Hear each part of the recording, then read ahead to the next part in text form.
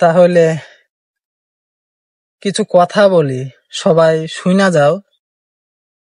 এই জামানায় তুমি ভালো মানুষ খুঁজো? নিজের ঘরের বউই তো নিজের হয় না, আর তুমি অন্যকে কি নিজের ভাবো? নিজের বই তো শোক খুঁজতে অন্যের কাছে চলে যায়, তো অন্য কি করে আর আপন হবে?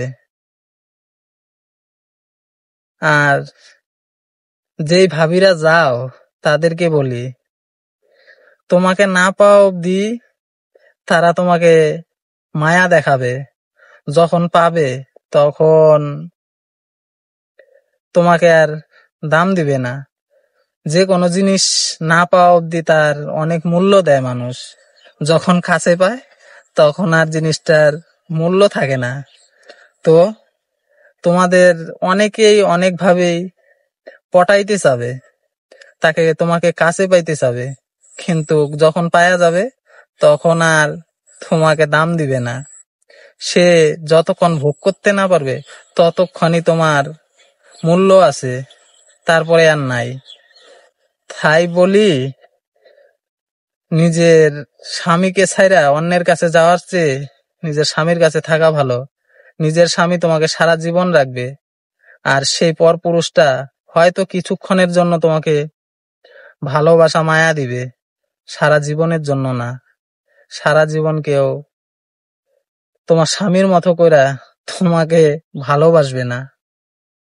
আর যার কাছে মায়া খুঁজতে যাও সে কিছুক্ষণের জন্য মায়া দিবে, কিন্তু সারা জীবনের জন্য না। আর যার কাছে তুমি সুখ খুঁজতে যাও সে সুখ দেয় না, কিছুক্ষণের মায়া দেয়। আর যেই মানুষটা তোমাকে সুখ দেয় সেই মানুষটাকে তুমি অবহেলা করো। হাজারো কষ্টের মাঝে তোমাকে সে হাজার ভাবে সুখ দিতে চায়, তবুও তোমাদের হয় না।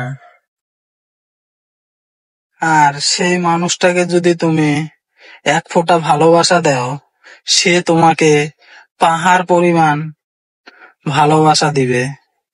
তাই বলি, তুমি একটু ভালোবাসা দিয়ে দেখো, সে তোমাকে হয়তো হাজার গুণ ফেরতে ভালোবাসা দিবে। আর যে তোমাকে হাজার পরিমাণ ভালোবাসা চাওয়ার আগে দেয় সে কিছুক্ষণের জন্য দিবে, সারা জীবনের জন্য নয়।